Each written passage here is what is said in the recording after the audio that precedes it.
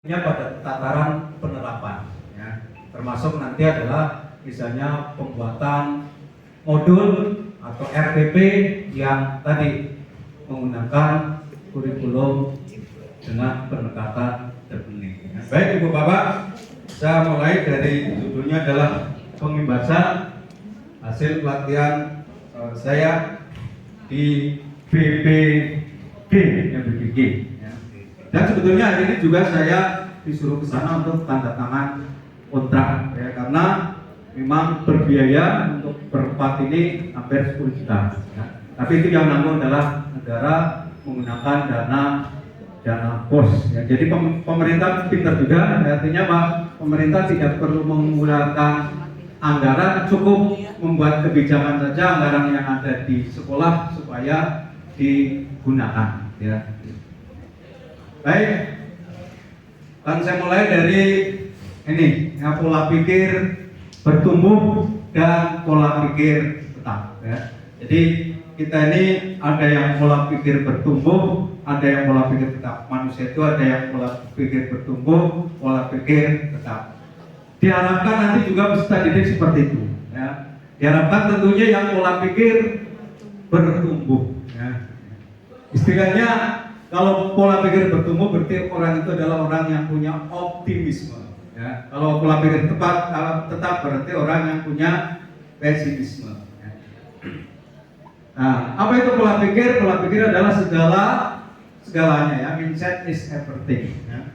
Mudah-mudahan bukan saya nggak salah dalam bahasa Inggris. Ya. Merupakan sebuah ungkapan yang sering kita dengar.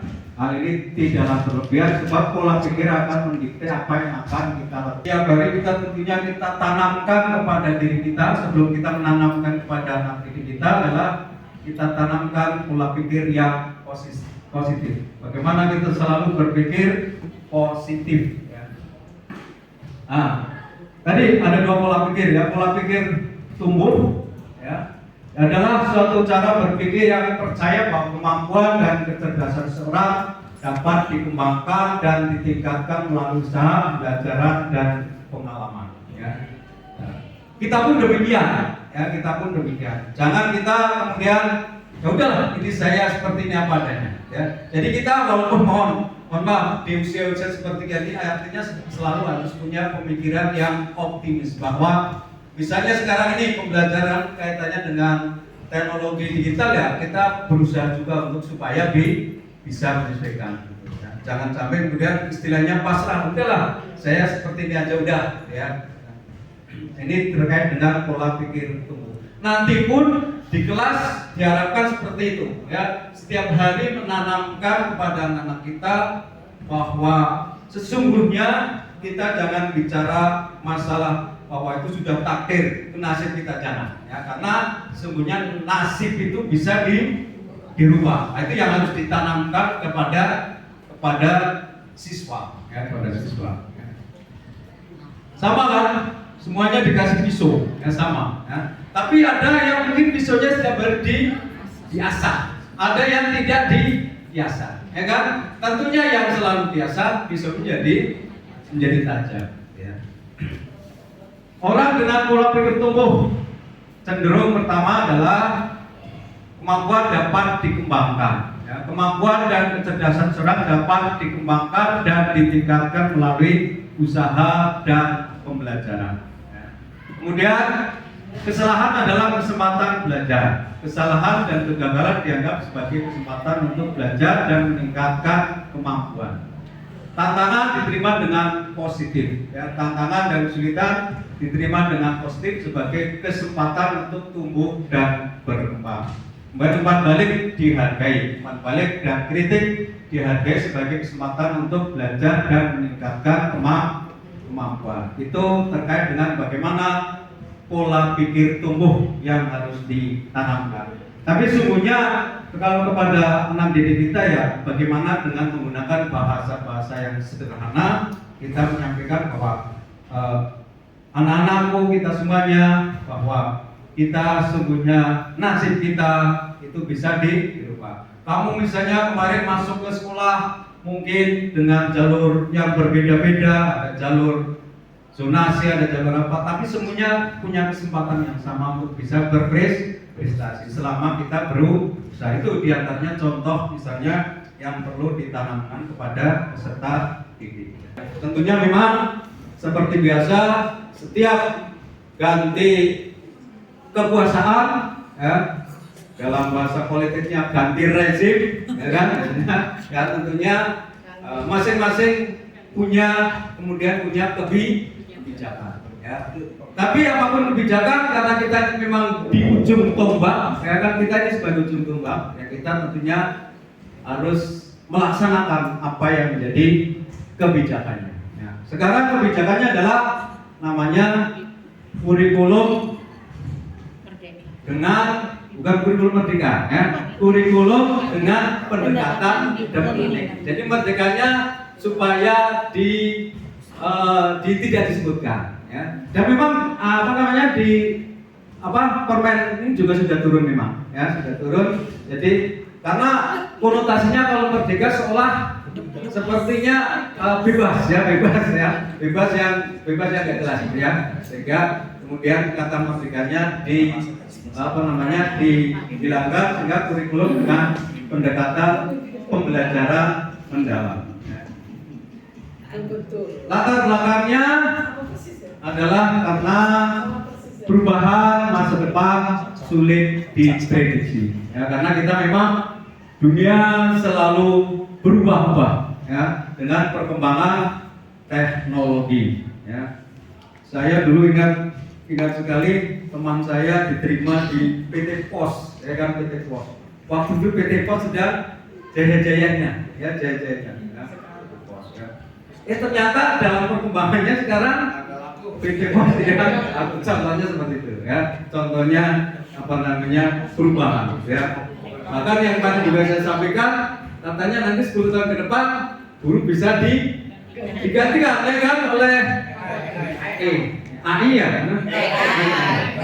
Itu kata Bill Gates, ya. Tapi memang bisa kalau tugas guru sekedar mengajar, ya, karena kalau kita bicara materi pelajaran apakah itu di Gemini atau apa, tinggal kita nyari kata kuncinya semuanya keluar gitu, ya kan?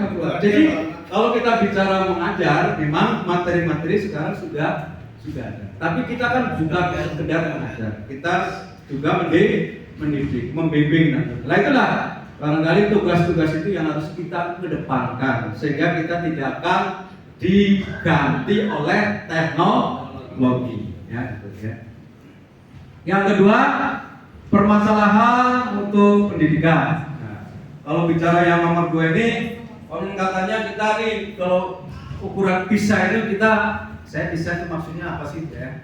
Sebetulnya PISA itu kan sering gitu, ya. Kalau orang bilang PISA itu mengukur hasil tes kali, ya, secara internasional gitu, ya. Jadi kita katanya masih di bawah, ya, di nomor 2 dari sekian negara gitu, ya, nomor 2 dari sekian negara, ya, terutama dalam bidang masalah literasi dan numerasi. Ini juga catatan bagi kita semuanya, ya, karena memang sekarang ini namanya budaya membaca kita ini sangat lemah, ya.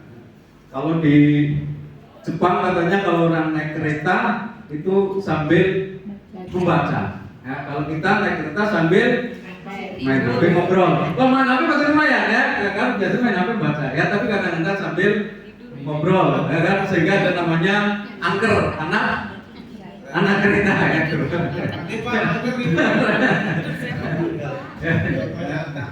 Kemudian bonus demografi, ya, bonus demografi.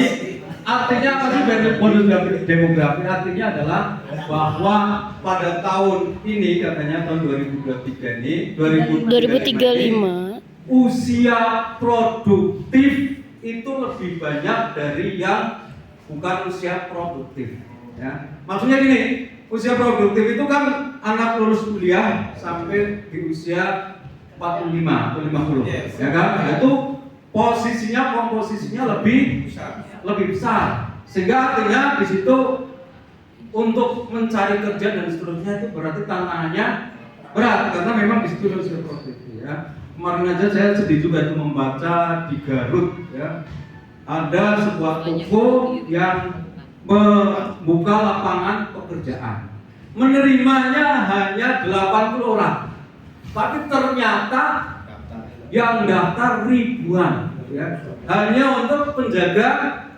toko ya. Itulah gambaran sekarang ini ya, seperti itu. Maka bersyukurlah kita ini ya yang sudah bekerja, maka bersyukurnya adalah tentunya dengan bagaimana kita bekerja yang sebaik-baiknya ya. Kemudian visi Indonesia Merdeka, visi Indonesia Emas adalah 2045, artinya 100 tahun Indonesia Merdeka ya. Dan yang terakhir adalah untuk kompetensi persaingan masa depan ya. Baik, teruskan. Apa itu pembelajaran mendalam? Pembelajaran mendalam adalah pembelajaran mendalam merupakan pendekatan yang memuliakan dengan menekankan pada penciptaan suasana belajar dan proses pembelajaran berkesadaran apa artinya? Kemudian bermakna, apa artinya? Ya, kemudian menggembirakan melalui olah pikir, olah hati, olah rasa, dan olah raga. Olah pikir di mana? Di kepala.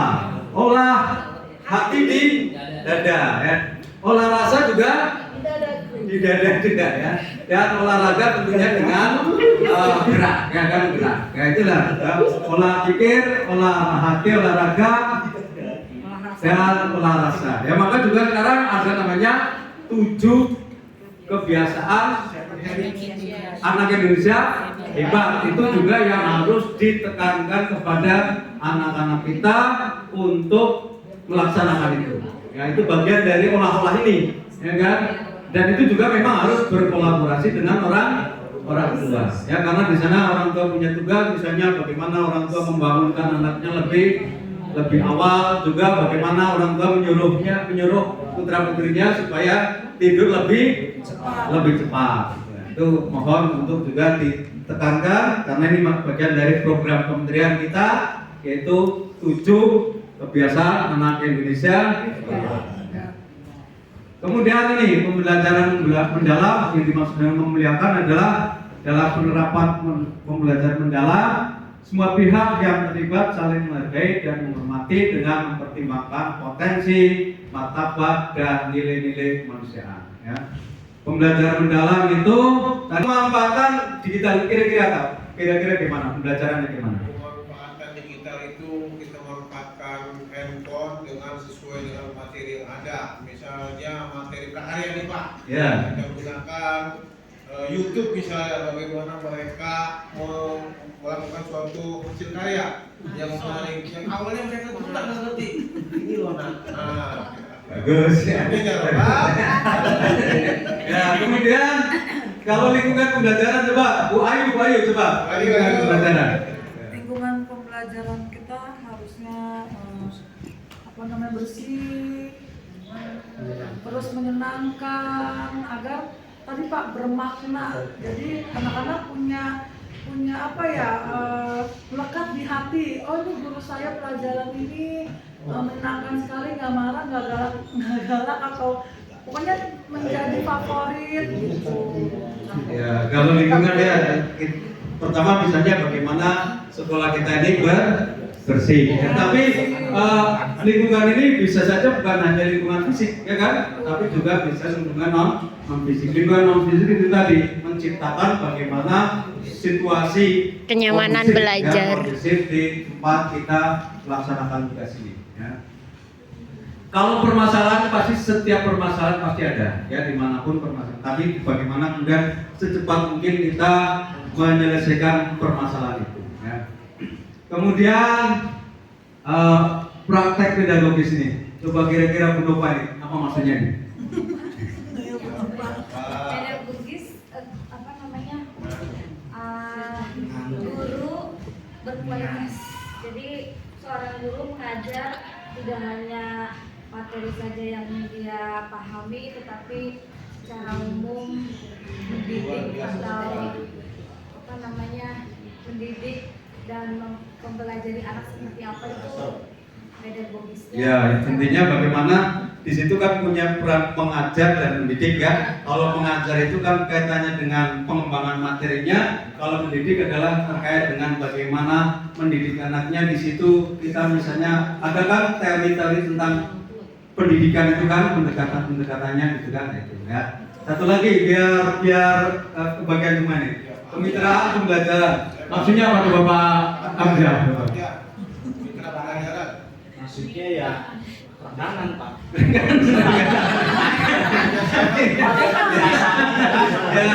Pihak ketiga itu tapi kemitraan Karena itu BSI kan, mentang-mentang belum operator. kan BSI kan rekanan Pak. Ya, kemitraan bisa saja kemitraan antara guru dengan peserta didik, kemitraan juga antara guru dengan orang tua, kemitraan juga antara sekolah dengan dunia luar. Kemarin saja pada waktu MPLS hari pertama tersebut ya, kita mengundang kemitraan dari BNN. Nah itu contoh kemitraan. Ya, tapi nggak salah kalau tadi apa rekanan ya. Benar sebenarnya dia sebut. Kemudian pengalaman pembelajaran ada 3, merefleksi, memahami dan mengaplikasikan. Enggak saya tes lagi ini ya, takutnya nanti teman-teman berjaga hidup jadi gabungan kan gitu ya.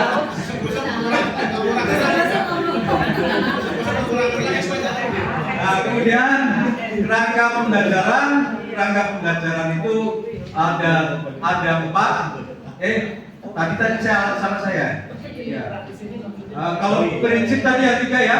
Rangka maksudnya kerangka itu yang 4 tadi. Ini. Baik.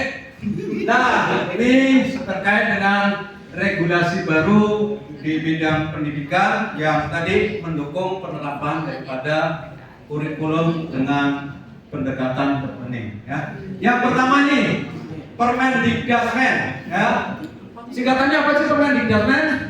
Peraturan Menteri Pendidikan Dasar dan Menengah. Ya, karena sekarang Kementerian Pendidikan sudah dipecah jadi 3 Ya, tuh. Pendidikan dasar menengah, kemudian yang mengurusi perguruan tinggi dikti, kemudian satu khusus yang mengurusi kebudayaan. Nah ini pertama nomor 9 tahun 2025 sudah rilis ya terkait dengan tes kemampuan akademik ya, makanya kemarin saya sudah menyampaikan Pak Jo, mohon untuk segera dipersiapkan timnya. Paling tidak ini semua wali kelas 9 terlibat. Untuk nanti kita kembali lagi istilahnya ujian ya tahun 2026 kelas 9. Dan ini yang akan dijadikan untuk menggantikan Sidadira ya. Jadi Sidadira nanti akan digantikan dengan tes akademik. Yes, I know. Untuk SMP hanya 2 mata pelajaran, bahasa Indonesia dan matematika. Soalnya ada dari kementerian, ada dari Pemda, ada dari dinas. Ya, soalnya ya. Mau buka kelas nih Pak. Nah, bisa tuh ya, guru bahasa Indonesia dengan guru matematika silakan bisa juga, betul juga, ya kan? Untuk membuka bimbingan, ya. Jadi ini, ya. Nah, biasanya ini kan Pak Iksan ya, kebetulan juga Pak Iksan sebagai staf kurikulum. Kemarin saya sudah bilang sama Bu Dewi tolong disiapkan untuk 2026 ini kan mau ujian ini lagi, ya. Berarti persiapan sarana dan prasarananya, mohon direncanakan sehingga pada waktu nanti pas perubahan menyusun ke 2026 untuk menganggarkan itu, ya, untuk menganggarkan, ya, segera aja, ya, karena nanti paling tidak kita akan membuka misalnya 2 ruang atau 3 ruang, ya itu, ya. Ini terkait dengan tes kemampuan akademik nanti kalau SMP terjadwal di bulan Maret dan atau April, ya, antara bulan Maret dan April. Ya. Ini sekali lagi menggantikan Sidadira. Kemudian yang paling dekat adalah seperti biasa ANBK. ANBK. Kemarin yang Bu Indri sudah mengingatkan hari Senin dengan sampai hari Kamis itu namanya Simulasi. Ya, kita milih nanti di hari apa, ya. Nah, kita nggak usah 2 hari, mikirin itu 2 dulu ya, 2 hari kita mikirin hari dulu ya. Nanti kita katakan gitu ya. Bukan sinkron, nggak ada sinkron lagi, simulasi, ya. Karena dia langsung online. Biasa jadi kawan saja. Ya. Kemudian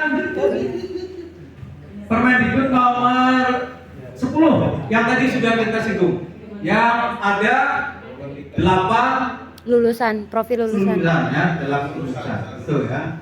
Kemudian nomor 11 tentang pemenuhan tugas ibu bapak guru. Ya. Udah penuh banget sampai Guru berbeban-beban. Yang kalau dilihat sana punya kewajiban dalam 1 minggu adalah 37 jam plus 30 menit. Ya. Jadi kalau itu dibagi 5 ya silakan dibagi berarti berapa. Termasuk di sana ada tugas-tugas tambahan apa yang nanti bisa diaksi. Tapi kalau untuk penghitungan sertifikasi saya nggak khawatir di sini karena di sini jamnya sudah Cukup sudah banget. ya, ini yang Cukup banget. Ilmunya banyak tapi kelasnya sedikit nah itu perlu nanti. Tapi kalau di sini andai kan nggak ada tugas tambahan itu dari mengajar pun sudah cukup ya. Kemudian nomor 12 tentang standar isi juga sudah ada ya. Nanti kemarin sudah saya cetak semuanya part ini nanti mohon untuk tinggal didistribusikan kepada teman-teman yang bertanya ya, biar tahu ya. Kemudian yang terakhir yang ke-5 adalah Permendikdasmen nomor 13 tahun 2025 tentang tadi perubahan Permendikbudristek nomor 12 tahun 2024 itu tadi tentang kurikulum merdeka kemudian diganti sekarang dengan kurikulum dengan pendekatan Deep learning. Nah, artinya memang sudah tidak memunculkan istilah merdeka lagi ya, tapi kurikulum dengan pendekatan deep learning. Termasuk kalau kita lihat komposisi pelajarannya juga ada perubahan. Karena ada pelajaran pilihan jadi 11 yaitu coding ya, yang nanti akan dikirim gurunya untuk pelatihan coding ya, itu ya. Dan adanya perubahan tidak ada lagi yaitu yang biasa kita selebrasi namanya apa? P5 ya kan? sudah tidak Diganti nanti ada. dengan pembelajaran project ya. Kemarin Bu Martini, Bu dia sudah mengasih gambaran misalnya beberapa mata pelajaran misalnya bergabung untuk membuat satu project. Saya berharap nanti gabungan dari pelajaran untuk paling tidak 1 semester membuat project. Buat Satu project yang aja. sederhana saja tapi yang membumi dan dipahami oleh Siswa. siswa gitu ya. Nah, itulah gambaran terkait dengan garis besarnya penerapan kurikulum yang akan kita terapkan bersama-sama. Tapi sekali lagi, apapun kurikulumnya, yang penting adalah bagaimana ketepatan kita untuk masuk ke kelas. Ya, saya sudah membuat kesepakatan bersama nanti minggu yang berikutnya juga akan kita Bahas. sampaikan juga ke teman-teman supaya paling tidak kesepakatan itu bisa kita laksanakan.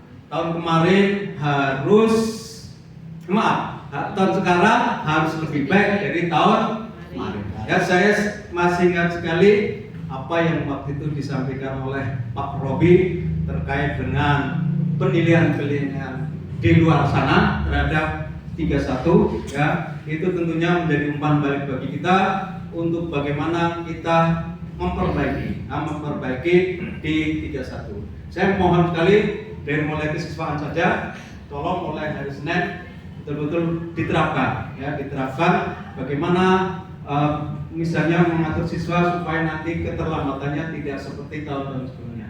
Dimulai dari situ aja dulu.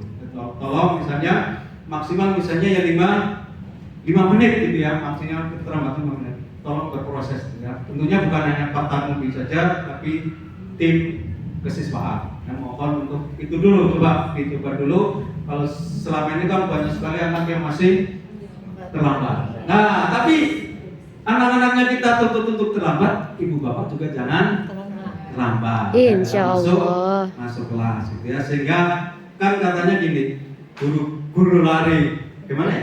Guru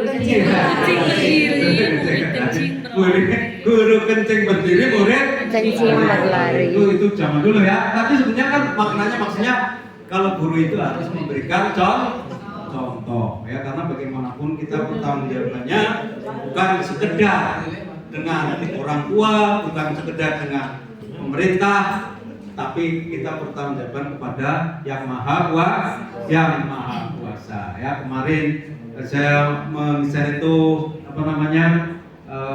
yang P3K misalnya TKD-nya naiknya, alhamdulillah ya kan. Mudah-mudahan nanti dengan kenaikan kenaikan TKD bisa memotivasi ibu bapak semua untuk lebih semangat lagi dalam Amin. memberikan pelayanan kepada peserta didik ya. Dan yang terakhir, mohon maaf, pada waktu itu kita melaksanakan namanya rapat operasi dalam rangka untuk menyelesaikan permasalahan operasi ya. Waktu itu sebetulnya saya berharap apa yang sudah tertera di situ, uang-uangnya itu yang dari Bu Mulyani, dari sekolah, kemudian dari pinjaman, saya berharap untuk menjadi modal awal. Tapi rupanya ternyata ibu bapak tidak setuju, maunya uangnya itu dikembalikan. Akhirnya masih diteruskan oleh yang dari Pak Iksan. Yang dari Pak Iksan ini tentunya lebih kepada teknis, bagaimana mungkin bagaimana menyusun modul ajarnya dan seterusnya ya. Terima kasih, kurang lebihnya mohon maaf. Assalamualaikum warahmatullahi wabarakatuh. Waalaikumsalam warahmatullahi wabarakatuh. Langsung aja barangkali.